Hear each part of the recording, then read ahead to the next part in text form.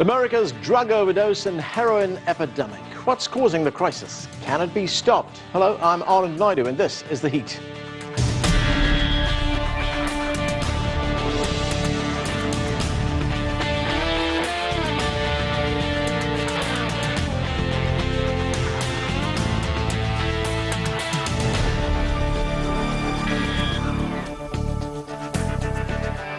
Drug overdose deaths in the United States have risen dramatically in the last decade. According to the Centers for Disease Control, more than 47,000 Americans died from a lethal drug overdose in 2014. That's about 129 people each day. About two-thirds of all those deaths involved a class of drugs called opioids. They include prescription painkillers and the illegal drug heroin. The crisis is hitting right across the U.S., even rural communities in states like Vermont and New Hampshire. And it's now an issue in the presidential race. Joining me to discuss all of this from Kansas is Carl Lejuez. He is the founding director of the Center for Addictions, Personality and Emotion Research. With me here in the studio is Roland Martin. He's a radio and television managing editor and talk show host. Also with us from Los Angeles is Sam Quinones. He is a journalist and author who's written about America's opiate epidemic. And also with me here in the studio is correspondent Sean Calebs, who's been covering the story for CCTV. Well, welcome to all of you to the show. Sean, let me start with you. You've just got back from New Hampshire. You were covering the presidential election there. It's one of the states hardest hit by this epidemic. How bad is it? It's very bad. There are already 75 deaths this year. Mind you, we're not even through the second month. 400 deaths last year. And you're talking about a pretty small state, about 1.4 million people. How did it get this bad? It's staggering to think of just how bad it is and how it cuts across every socioeconomic line you can think of. Now, New Hampshire is chiefly a white state, about 94% white, but it's a pretty good microcosm of what's going on. Appalachia, the U.S. Southwest, those are two areas that have been hit hard. What happens? Mom may hurt her back, go through some kind of surgery, get prescribed OxyContin. She may take 1 or 2 pills, may have 60 in the bottle. Puts it in the cabinet, maybe Junior grabs it, tries it. It takes very little time to get hooked onto something like that. Then once that runs out, what happens then? Well, I spent some time at a recovery center talking with a recovery coach, Dennis Dutra. He's somebody who was addicted to opiates for the better part of a quarter of a century. That's us walking down one of the streets, the clinic where he works, and right outside, people prey on those who are desperate. They sell heroin. We talk to him about how bad the problem is and how easy it is for someone to get hooked on this. How does it get to this point? I think it's a number of reasons. A lot of it has to do with the spike in prescription opioids, that the doctors are writing prescriptions for people. They're developing that chemical dependency. They're going out, they're getting their prescription stopped. Then they're going out looking for the opioid pills on the street, and then they're not as easy to find as heroin. They're much more expensive. Heroin is very cheap and easy to come by. And so people are starting to turn into heroin. So Sean, what are officials doing about this? I mean, law enforcement officials, health officials, how are they trying to bring this under control? It's difficult, and that's the big thing, just getting a handle on how significant the problem is. You know, you talked about the deaths, 129 a day. That breaks down to the number of people who are dying of HIV and AIDS in the 80s and 90s in the U.S., and that became an epidemic, and it got the entire country focused on that crisis and began to make inroads. What's it going to take to make that leap? 129 people each day. If it was any other kind of accident or death, it would get a great deal of attention. It is getting some significant attention on the campaign trail. Jeb Bush has talked about his daughter, the struggles that she's had with, and Carly Fiorina, stepdaughter who passed away. Hillary Clinton has talked at length about getting treatment instead of incarceration. So it is getting attention, but not nearly enough. Okay, let me go to Carl. Carl, looking at the numbers, the number of people who have died from heroin overdoses has more than tripled since 2010. How addictive is this drug, and why do so many people get hooked on it so quickly? Well, it's extremely addictive, both physically and psychologically, and that's some of the most difficult part about it. You have the physical dependence, and that makes it incredibly difficult to stop. But then there's also the psychological aspect, the idea that it becomes such an important part of your life. Some people who are addicted actually talk about it almost as if it's a romantic partner, something that kind of takes over their life, and they just don't really have any idea how to live without it. And because of that, it becomes incredibly difficult to stop. We often think that people should just make a decision and hit rock bottom and then they can stop, but what is really happening is there's so many other factors, and it is truly something that really has a grip on people. Sam, you've written about America's opiate problem, and now we have a situation where death rates in rural areas are outpacing urban areas. You know, any idea of why so many people are using heroin right now, and has it got to the level now where it's seen as a national crisis? I mean, I think you just heard why. You have a lot of people who are addicted to these opiate painkillers. These opiate painkillers became part of American medicine in a way they never had been beginning in the 1990s, late 1990s. Doctors bought the idea that you could prescribe these pills for all manner of pain. This was a radical new idea. It was very, very controversial, but eventually accepted by American medicine, that you could prescribe these pills for all manner of pain. I mean, wisdom tooth extraction, never were you given opiates before, but beginning in the 1990s, pharmaceutical companies, together with certain pain specialists, convinced just general medicine, general practitioners and doctors across the United States that you could prescribe these pills because we now knew, science now knew, that these pills were virtually non-addictive when used to treat pain. That was a revolution. We went from prescribing almost very little of this to the point now in 2010, the figures that I have are that we use 99% of the world's hydrocodone and 83% of the world's oxycodone. These are opiates, synthetic opiates that you find in drugs like Vicodin and OxyContin. And it's just become a kind of conventional wisdom in medicine. And this is the problem. This problem starts because of for the first time since World War II, really, we have a drug scourge not started by mafias or drug dealers on the street or street traffickers of any kind, but rather the oversupply. It's caused by supply created by American medicine, doctors all across the country. Yeah, I want to get to that in a moment, but Roland, let me ask you this. Heroin and crack cocaine addiction has devastated minority communities, inner city communities. But now that heroin is hitting white communities, it's being talked about not as a crime problem, but as a health problem. But that's the only reason this is an issue. White folks are dropping dead across America. That's the only reason you have Republican candidates who normally are all about law and order, all about dealing with crime. And what was interesting is you had parents and other folks in New Hampshire who literally were telling candidates, please show compassion. You didn't hear them saying the same thing about folks who were addicted to crack. You didn't hear them saying that about crack mothers and grandmothers and grandfathers and dealing with that. No, it was, oh, throw them in jail. We can't have that in our society. That's the only reason all of a sudden this thing has become a major issue. So I think it's very surprising how the language is totally different. The response is totally different. And so you now have candidates who are saying, yeah, that treatment thing, we might want to do that. If you actually go back to the beginning of the war on drugs, President Richard Nixon, who really started this whole process, he said we must have a war on drugs, but he was very strong about the issue of treatment. You go back and watch some of those old videos, you will literally hear him talk about the importance of treatment. But when they realized the potent power, not of the drug, but the drug of crime and punishment, that's when it all changed. And so we went from the early 70s all the way through the 2000s, lock them up, throw them in jail. Now all of a sudden you have prison budgets exploding. Now all of a sudden you have people saying, we can't afford to keep sending people in prison. It's cheaper to go to have them get treatment. Now the dialogue is changing, but I would have liked to have seen this type of compassion from Republican candidates and Democratic candidates 20 years and 30 years ago when the crack epidemic exploded.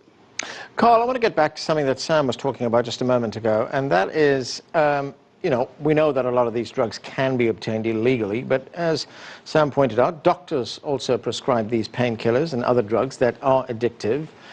So is it time to start monitoring this a bit more closely to see why there's this explosion of prescriptions on these drugs? Yeah, absolutely. I mean, I think it's not the time now. The time has been the case for quite a while. And I agree with some of the points that Roland just made, that these are not just issues now. These have been issues through time, and maybe we can learn some things about the specifics of heroin, but when you look at crack cocaine and other drugs, the lessons are there, and we've seen these same problems, we've repeated the same issues. And it's absolutely time that as a society we think about this in a comprehensive manner and not just make it the responsibility of the people who are addicted. But you also have to confront the fact that the folks who are getting these drugs, this also is a health insurance thing. Now this is going to blow folks away. Studies show that doctors have been unwilling to prescribe prescription drugs to African Americans out of fear they would get hooked. Now, when you talk about health disparities, that's a good one for black folks, that it worked out for black folks that doctors were not prescribing us opiates, so therefore it wasn't as easy to get addicted to heroin. But when it comes to whites in America, they've been prescribing these drugs. Right. You also have to have stepped up of enforcement from the DEA to target these pill mills, to target these doctors who literally are targeting people. I mean, I knew of a young lady I went to high school with. Her father went to prison because he was overprescribing. This is a serious issue, but I'll give you an example. Michael Jackson. What happened there was addicted when he had the scalp issues with the Pepsi commercial, was taking Demerol, and then all of a sudden he would go into the doctor's office, get a shot of Demerol, which is essentially a professional grade of heroin. And so you have to examine that. You're seeing this now with athletes as well. This also now forces us to go into the whole medicinal marijuana conversation, because you're dealing with people trying to figure out, how do I treat chronic pain? So they can't keep getting drugs. They say, look, I don't have a choice, so I can't use marijuana in my state. I'm going to go to heroin. Yeah, I want to get to Sam. Sam, you've done a lot of work on this. I want you to take a listen to what Bernie Sanders, the Democrat candidate, had to say. Let's watch. This may seem like a radical idea, but I think we have got to tell the medical profession and doctors who are prescribing opiates and the pharmaceutical industry that they have got to start getting their act together. We cannot have this huge number of opiates out there throughout this country where young people are taking them, getting hooked, and then going to heroin. So, Sam, question is, what responsibility do doctors and drug companies bear? And I'm wondering if we could just address the question that Roland raised. You know, is there a drug element, at least a race element in this? Yeah, I mean, there's been a lot just said right now. It's difficult to respond to it all. I would say that what Bernie Sanders was saying was true. The problem is that this is now conventional wisdom across America. This is not pill mill docs. Pill mill docs are a minor part of this problem. You have maybe 1% of the problems created by scandalous, irresponsible doctors.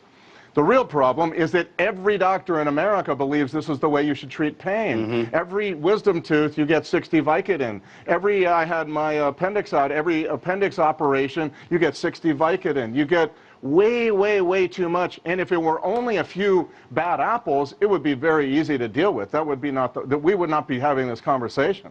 It is that this has become conventional wisdom. It's become conventional wisdom for a lot of bad reasons, due to pain specialists, as I said, and pharmaceutical companies promoting this as the only solution, by insurance companies cutting back on other pain treatments. It's a complicated story. I would say, regarding the race issue in this, I was a crime reporter during the crack years, and what was different now, as your other guest said, is that there was no discussion in the 1980s of what kind of treatment ought to be provided. It was a lock 'em up kind of idea. There is a big difference. There is a big difference between now and then, apart from the race, which is a huge difference. Yeah. This one is almost 95% white people, I would say. Back then, it was very public. There was public violence. There was drive-by shootings. I covered a lot of this, and the town I lived in was greatly affected by this. So the urge was kind of like very, very strong to do something now, immediately. There was not a lot of nuance in the conversation. Now, this problem has been percolating, as one of your other guests said, I really think for 20 years. This is only recently, in the last 6 months, 9 months, has this become the issue, national issue that it's become, and it's been changing the language of things. But it's been hidden because it's mainly been white people affected. Right. Those are middle-class white people who are terrified of the word getting out that their kid died of a heroin overdose, or is in rehab in Wyoming in some clinic there, and so this is the race issue. It's a very complicated thing. It doesn't give itself to easy prescription. Yeah, because you didn't need open air drug race markets. Is a problem. You don't have open air drug markets for people who are middle class. They go to the doctor. But you had people who were in inner cities who went to the open air drug markets. That's the difference. Okay. Sean, I want to come to you, but I've got to take a break right now. Right after that, I'll get to you. We're going to take a short break. And more on America's heroin and drug overdose crisis with our panel when we come back. Stay with us. You're watching The Heat.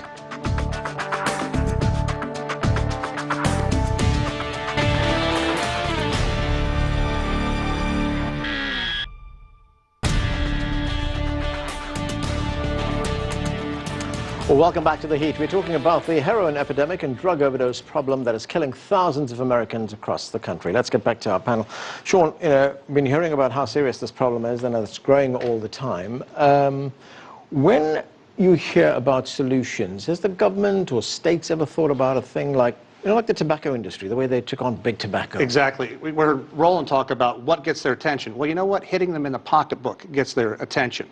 And there are rumblings when we were up in New Hampshire about states' attorneys general getting together and going after these big drug manufacturers the same way they went after big tobacco in the late 80s and 90s and got the multi-billion-dollar settlement. Now, as Sam said, look, if this is the way, let's just pump all these pills out there, let's addict all these people all across the nation. Yeah, we'll take care of their toothache, but in the process, we're creating a long-term health problem.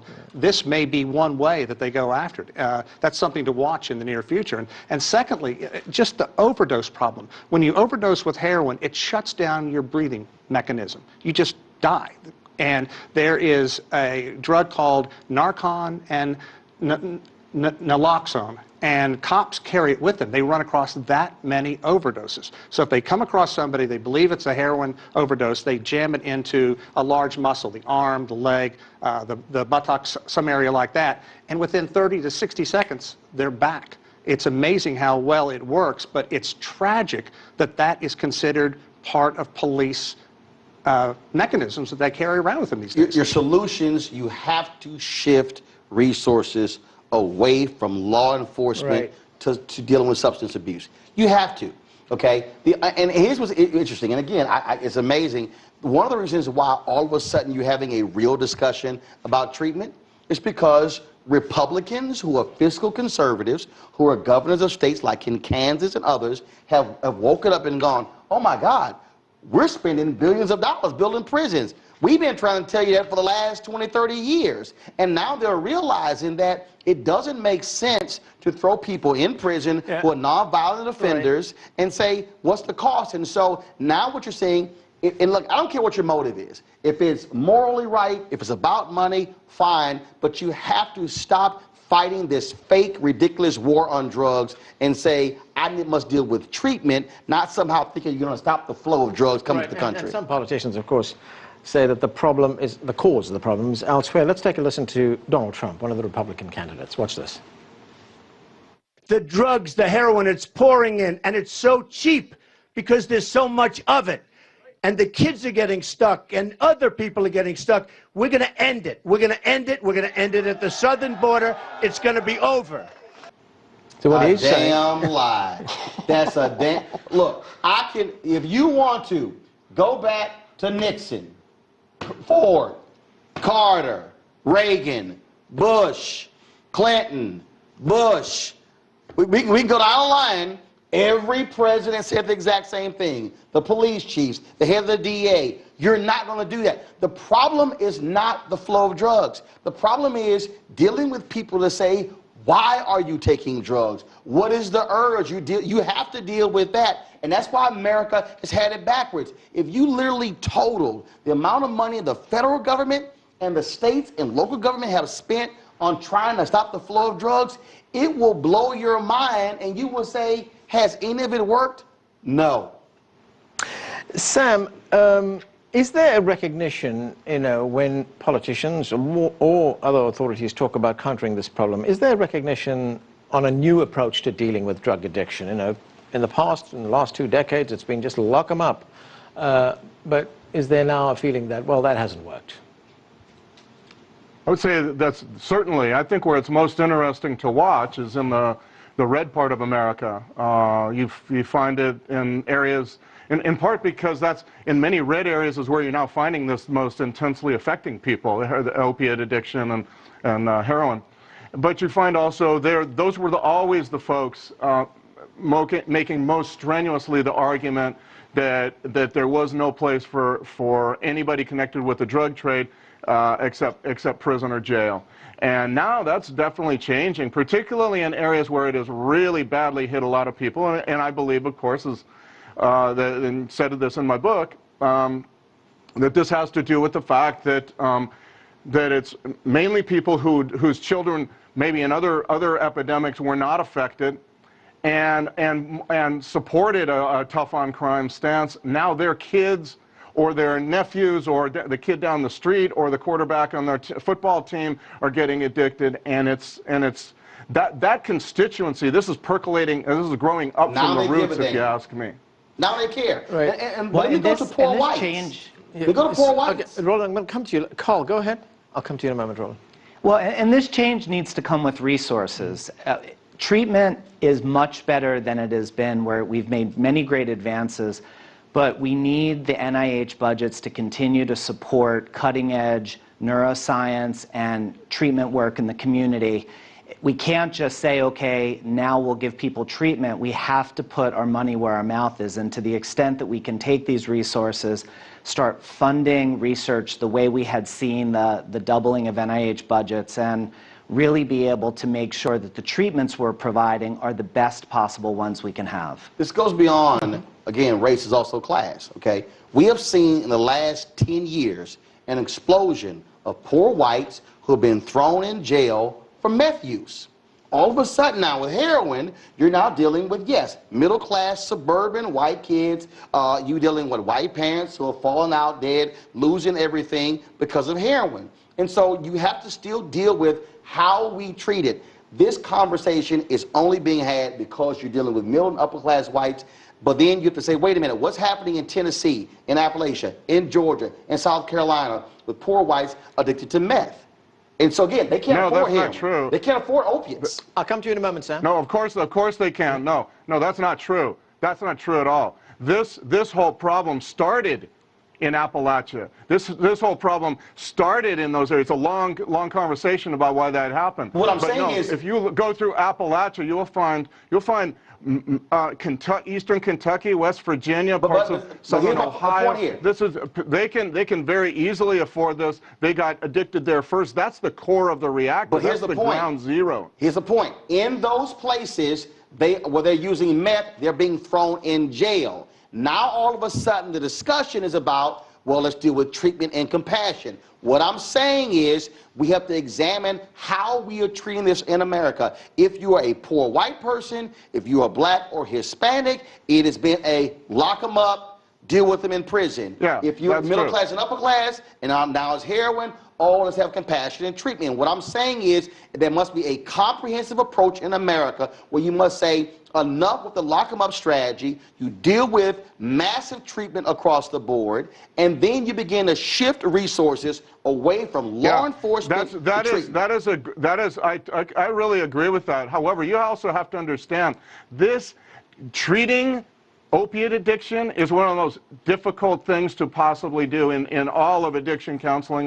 This is the most, in my opinion, what I've seen, what my reporting shows, is that you're talking about a minimum of a year. That is an enormous amount of resources that you're going to have to devote to this. It's a really stunning amount of people. But when you have people in prison right now for first-time nonviolent offense, and they're spending 10, 12, 15 years, and you take the amount of money we're spending to deal with that person in prison, I say spend the money. Okay. Carl, you said Well, go ahead. Go ahead, Sam. That's possible. The truth is, in most prison systems, in most state prison systems in America, a first-time nonviolent offender does not go to prison. I guarantee you that just doesn't really happen. I know a whole bunch of black folks who have. Right. Carl, you were saying earlier that, treatment is becoming available right now. What are the chances of people living in rural areas getting access to good treatment? Especially when hospitals are being shut down because they don't want to accept Obamacare. Okay. Go ahead, Carl. Well, it really depends on the resources that we have and the right training programs. I think with the Affordable Care Act, there is more attention to addiction as a physical illness and something that we need to put resources towards. But the fact of the matter is we need more training programs. We need folks who want to work in the community. I did my graduate training at West Virginia, and we worked very hard to be able to get treatment professionals who would stay in the state, and that was very hard. Okay, I'm going to have to leave it there. Thanks to all of you for joining us. That's it for this edition of The Heat. We'd love to hear from you, so please send us your questions, comments, and story ideas to theheat@cctv-america.com. We'd like to continue the conversation on our social media platforms. Give us your thoughts and comments on Facebook, and that's at Facebook CCTV America. I'm Anand Naidu in Washington. Thanks for watching.